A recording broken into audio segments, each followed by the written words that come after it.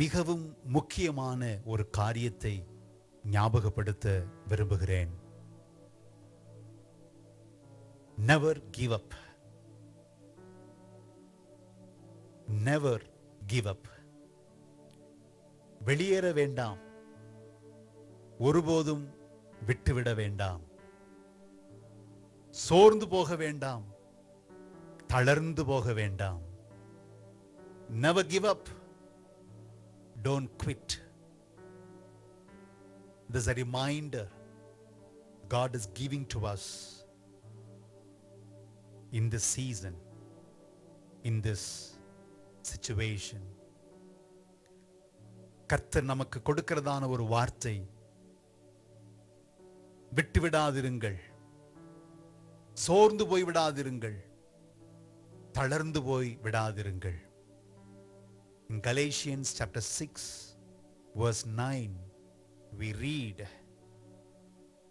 let us not be weary in well doing, for in due season we shall reap if we faint not.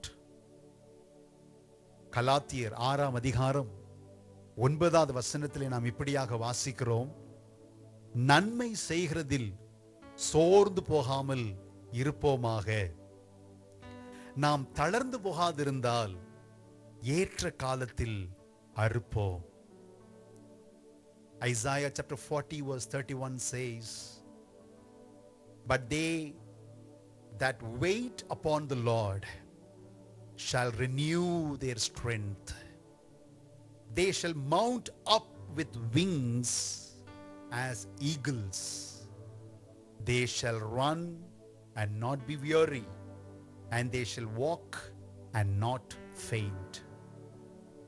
ஏசாயா 40ஆம் அதிகாரம் 31ஆம் வசனம் இப்படியாக சொல்லுகிறது, கர்த்தருக்கு காத்திருக்கிறவர்களோ புது பலன் அடைந்து கழுகுகளைப் போல செட்டைகளை அடித்து எழும்புவார்கள். அவர்கள் ஓடினாலும் இளைப்படையார்கள், நடந்தாலும் சோர்ந்து போகார்கள். The one who wait upon the Lord will never give up, will never quit in any situation. யார் ஒருவர் கர்த்தருடைய சமூகத்திலே காத்திருக்கிறார்களோ அவர்கள் எந்த ஒரு காரியத்திலுமிருந்தும் வெளியேறுவதில்லை. யார் கர்த்தருடைய சமூகத்திலே காத்திருக்கிறார்களோ அவர்கள் ஒருபோதும் தாங்கள் செய்கிற காரியங்களை விட்டுவிடுவதில்லை. யார் ஒருவர் கர்த்தருடைய சமூகத்திலே காத்திருக்கிறார்களோ அவர்கள் சோர்ந்து போவதில்லை, தளர்ந்து போவதும் இல்லை. அவர்கள் சோர்ந்து போனாலும் ஆண்டவர் அவர்களுக்கு பலனை தருகிறார். In life there are times, in some situations we need to quit, we need to give up. வாழ்க்கையிலே சில காலகட்டங்கள் வரும் பொழுது சில காரியங்களை நாம் விட்டுவிட வேண்டியதாக இருக்கிறது. சில காரியங்களிலிருந்து நாம் வெளியேற வேண்டியதாக இருக்கிறது. உதாரணமாக, நாம் நடக்கிறதான பாதை ஒரு தவறான பாதை, ஒரு தவறான திசை வழியாக நாம் சென்று கொண்டிருக்கிறோம் என்பது நமக்கு உணர்வு ஏற்பட்டால் அதிலிருந்து வெளியேறுவது அவசியமாயிருக்கிறது. இல்லாவிட்டால் நாம் செய்கிற ஏதோ ஒரு காரியம் தேவனுடைய திட்டத்திற்கும் அவருடைய சித்தத்திற்கும் முரண்பட்டவைகளாக இருக்கும் என்று சொன்னால், அது நமக்கு உணர்த்தப்படும் என்று சொன்னால் அதிலிருந்து நாம் வெளிவர வேண்டும். இல்லாவிட்டால் மற்ற எந்த காரியங்களிலேயும், விசேஷமாக ஆண்டவருக்காக வாழ்கிறதிலே, ஆண்டவருக்காக செயல்படுகிறதிலே, அதிலிருந்து நாம் வெளியேறக்கூடாது, அதை விட்டுவிடக்கூடாது, அதிலே நாம் சோர்ந்து போய்விடக்கூடாது.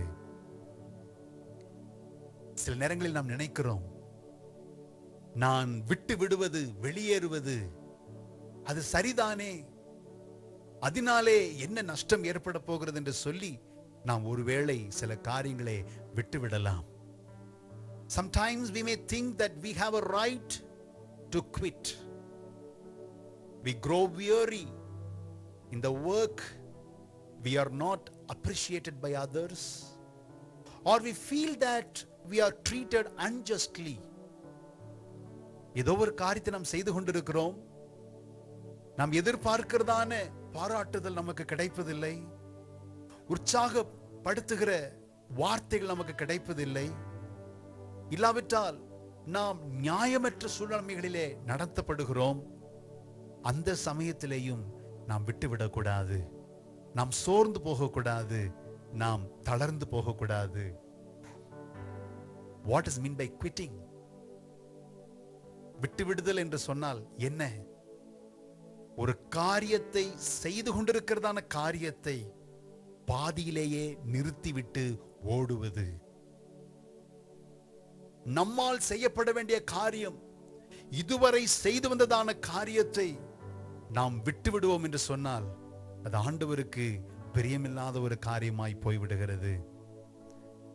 It is sad to think of quitting in any situation, but it is more sad for those who quit in the service to God. Never give up.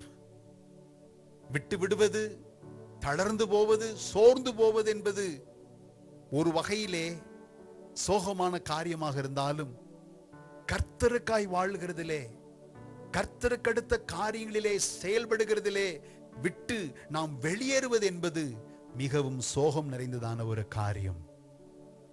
First, we should never give up in praying. We should not quit prayer. முதலாவதாக கர்த்தர் நமக்கு ஞாபகப்படுத்துகிற காரியம், ஜெபத்தை விட்டு நாம் வெளியேறக்கூடாது, ஜெபத்தை நாம் விட்டுவிடக்கூடாது, ஜெபிக்கிறதிலே நாம் சோர்ந்து போய்விடக்கூடாது. Consider the life of Abraham and Lot.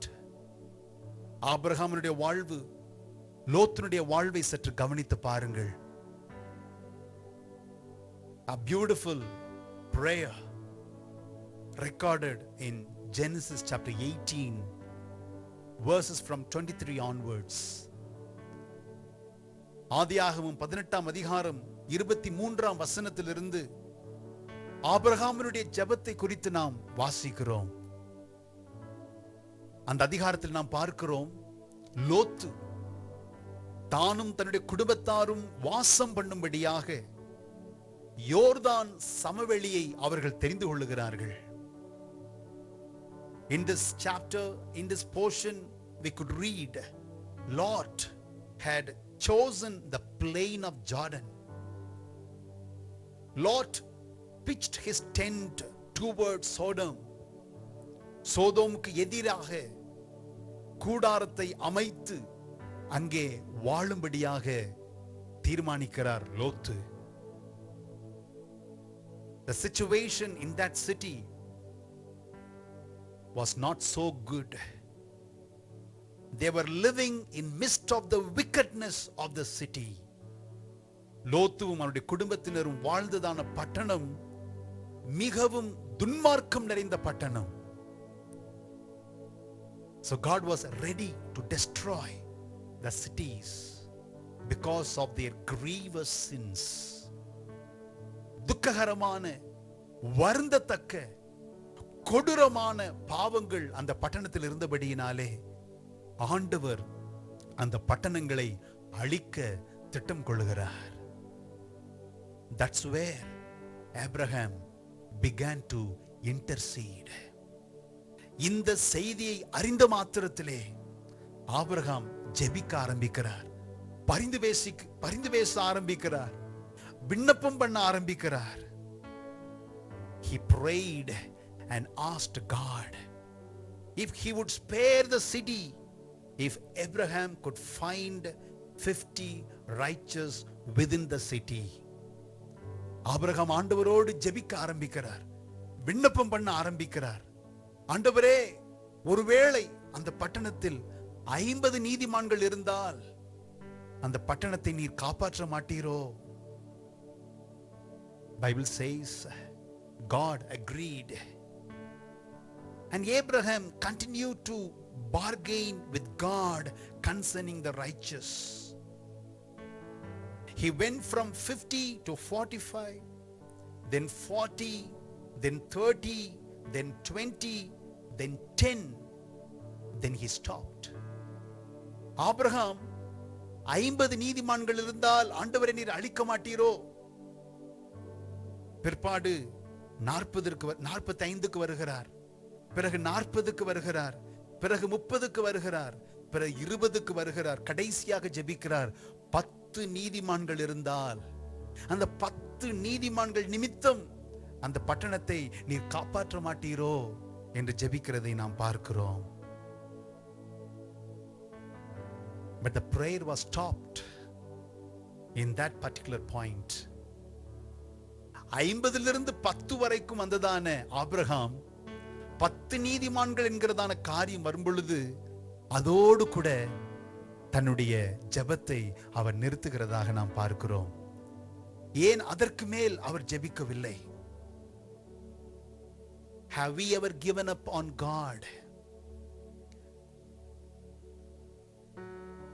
Giving up, it is not backsliding from God. Giving up on believing that God can answer our prayers. எத்தனை முறை ஆபிரகாமை போல நாம் விண்ணப்பம் செய்கிறதை ஒரு குறிப்பிட்ட காலம் வரும் பொழுது, பகுதி வரும் பொழுது நாம் நிறுத்தி இருக்கிறோம். Scholars think God could have spared the wicked city if Abraham had not given up. வேத அறிஞர்கள் சொல்லுகிறார்கள், 50லிருந்து 10 நீதிமான்கள் வருகிற அந்த கணக்கு வரைக்கும் ஆபிரகாம் வைத்து ஜெபித்துக் கொண்டிருந்தார். தொடர்ந்து அவர் இன்னும் சற்று தொடர்ச்சியாக ஜெபித்திருப்பார் என்று சொன்னால் ஆண்டவர் அந்த பட்டணங்களை அழித்திருக்க மாட்டார் என்பதுதான் வேத பண்டிதர்களின் கருத்தாக இருக்கிறது. Don't quit praying for those that you care about. நீங்கள் விரும்புகிற, நேசிக்கிற மக்களுக்காக ஜெபிக்கிறதை நீங்கள் நிறுத்தி விடாதிருங்கள். God is not willing that anyone should perish. ஒருவரும் கெட்டு போவது ஆண்டவருக்கு சித்தமல்ல. You have been praying for years and haven't seen the answers yet. Don't quit. பல வருஷங்களாக, பல மாதங்களாக, பல நாட்களாக நீங்கள் ஜெபித்துக் கொண்டிருக்கலாம். இன்னும் உங்களுக்கு பதில் கிட்டவில்லை, கிடைக்கவில்லை. சோர்ந்து போகாதிருங்கள், விட்டுவிடாதிருங்கள். God delights in answering our prayers. நம்முடைய ஜெபங்களுக்கான பதிலை கொடுப்பதற்கு ஆண்டவர் மிகவும் வாஞ்சை உள்ளவராக இருக்கிறார். Don't quit prayer. Never give up in praying. ஜெபிக்கிறதை விட்டுவிட வேண்டாம். ஜெபிக்கிறதிலே சோர்ந்து போய்விட வேண்டாம், தளர்ந்து போய்விட வேண்டாம். பதில் கிடைக்காமல் போகிறது போல தெரியலாம், ஆனால் தொடர்ந்து ஜெபித்துக் கொண்டிருப்போம், தொடர்ந்து ஜெபித்துக் கொண்டிருப்போம். ஆண்டவர் நிச்சயம் ஒரு மாற்றத்தை ஏற்படுத்துவார். Secondly, we should not give up God's ministry. Whatever we are doing for God, it should be continued till our last breath. We should not quit the service of God. கர்த்தருக்காக செயல்படுகிற காரியங்களை நாம் விட்டுவிடக்கூடாது. கர்த்தருடைய ஊழியத்தை நாம் விட்டுவிடக்கூடாது. கர்த்தருடைய ஊழியங்களை செய்யும் பொழுது அதிகமான சோர்வுகள் வருகிறது. அது நிமித்தமாக நாம் ஆண்டவருக்காக செய்து கொண்டிருக்கிற காரியங்களை விட்டுவிடக்கூடாது. We need to persevere in God's service, in the kingdom of God. தேவனுடைய சேவையிலே முன்வைத்த காலை பின்வையாதபடி கடைசி வரைக்கும் என்ன நடந்தாலும் எது நேர்ந்தாலும் அவருடைய ஊழியத்தை செய்ய நாம் தொடர்ந்து போராட வேண்டும். To persist in a state in midst of opposition or discouragement It is very difficult. But when we persevere, we will see the reward. We will see the good outcome from our God. Even though things may get rough and the world may against us, but never give up in doing something for God.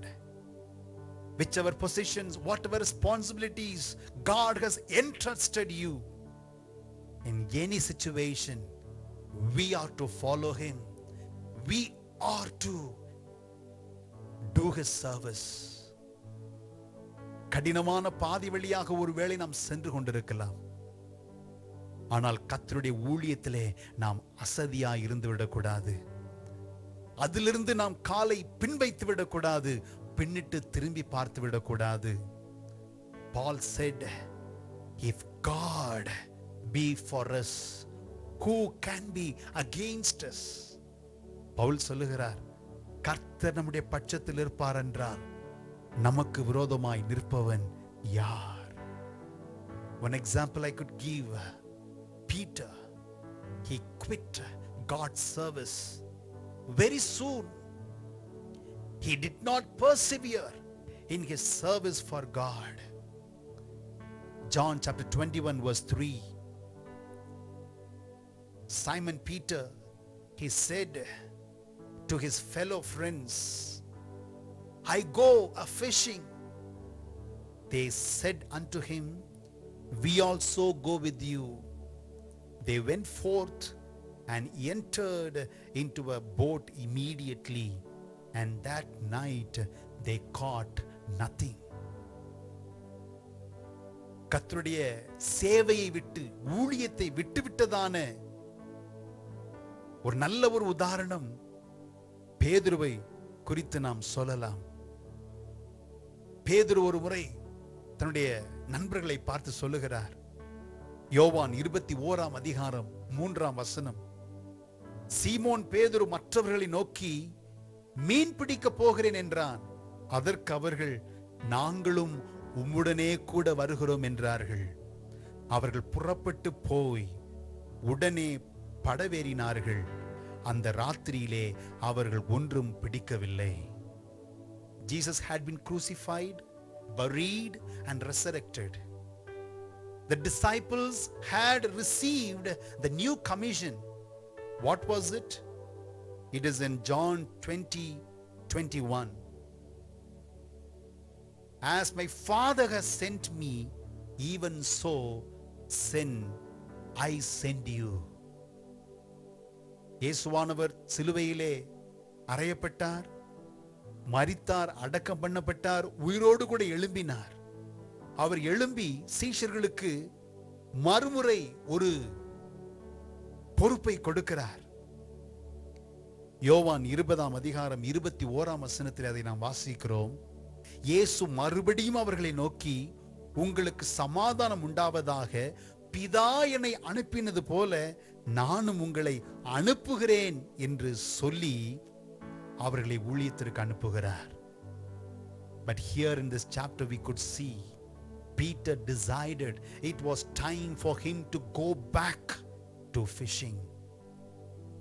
இப்படிப்பட்டதான ஒரு பெரிய பொறுப்பை பெற்றதான அவர்கள், சீமோன் பேதுரு அதே அதிகாரத்தில் சொல்லுகிறார், நான் மீன் பிடிக்க மறுபடியும் போகிறேன். மீன் பிடித்துக் கொண்டிருந்த அவனை தான் ஆண்டவர் தம்முடைய சேவைக்கென்று அழைத்தார். ஆனால் இப்பொழுது சேவையை விட்டுவிட்டு மறுபடியுமாக முன் செய்து வந்ததான அந்த மீன் பிடிக்கிற தொழிலுக்கு அவன் திரும்புகிறதை நாம் பார்க்கிறோம். அந்த அதிகாரத்திலே ஆண்டவர் ஒரு உதாரணத்தை சொல்லி மறுபடியும் பேதுருவுக்கு அழைப்பை ஞாபகப்படுத்தி மறுபடியும் அவருக்கு பொறுப்பை கொடுக்கிறதை நாம் பார்க்க முடியும். Jesus, he reminded the call and purpose of Peter. He gave a good example, and again he entrusted him in his service.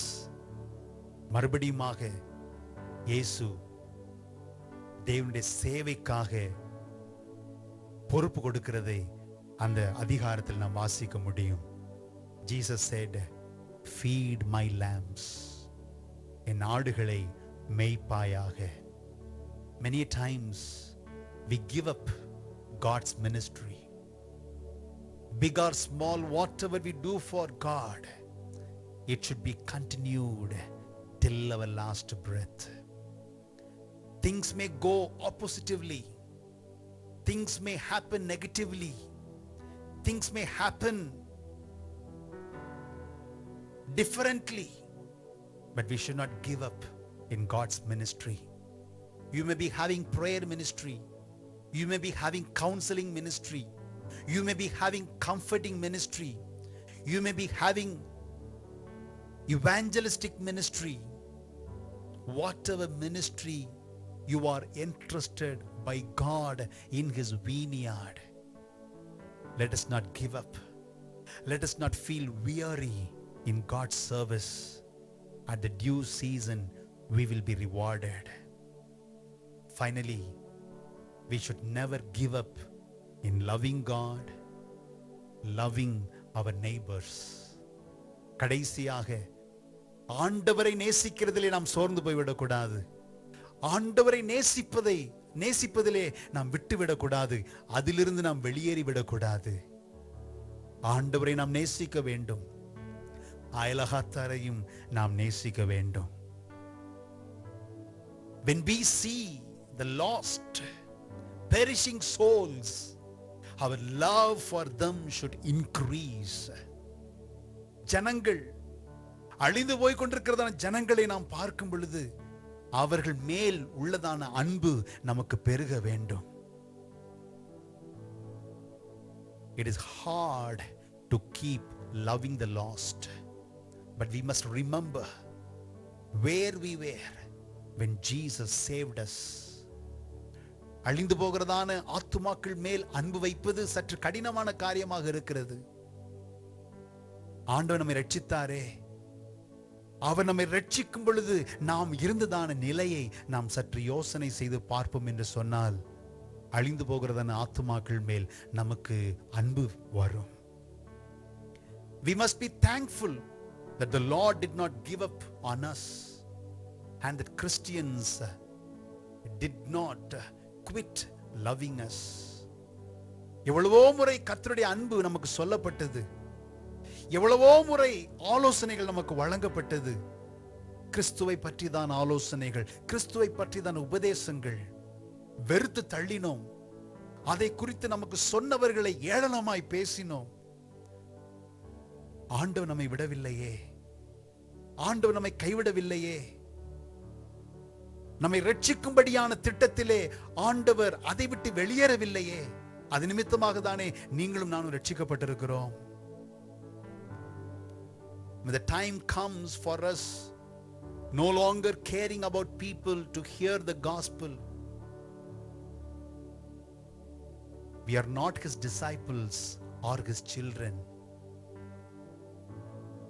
அழிந்து போகிறதான ஆத்துமாக்களுக்கு மேல் நமக்கு ஒரு பாரம் இல்லாமல் போகும் பொழுது, அவர்களுக்காக ஜெபிக்க, அவர்கள் மேல் அன்பு பாராட்ட நமக்கு மனம் இல்லாமல் போகும் பொழுது, நாம் கிறிஸ்துவின் சீஷர்கள் என்று சொல்லிக் கொள்வதிலே எந்த விதமான அர்த்தமும் இல்லை. Jesus said in John 13 verse 34 and 35, a new commandment I give unto you, that you love one another as I have loved you, that you also love one another. By this shall all men know that you are my disciples, if you have love one to another. இயேசு இப்படியாக சொல்லுகிறார். யோவான் 13ஆம் அதிகாரம் 34-35 வசனங்களிலே, நீங்கள் ஒருவரில் ஒருவர் அன்பாயிருங்கள், நான் உங்களில் அன்பாயிருக்கிறது போல, அன்பாயிருந்தது போல நீங்களும் ஒருவரில் ஒருவர் அன்பாயிருங்கள் என்கிற புதிதான கட்டளையை உங்களுக்கு கொடுக்கிறேன். நீங்கள் ஒருவரில் ஒருவர் அன்புள்ளவர்களாயிருந்தால் அதனால் நீங்கள் என்னுடைய சீஷர்கள் என்று எல்லாரும் அறிந்து கொள்வார்கள் என்றார். Jesus He is our example in everything, especially in love. That's what Jesus said. As I have loved you, you love one another. In receiving and in forgiving, Jesus is our role model. Jesus is our best example.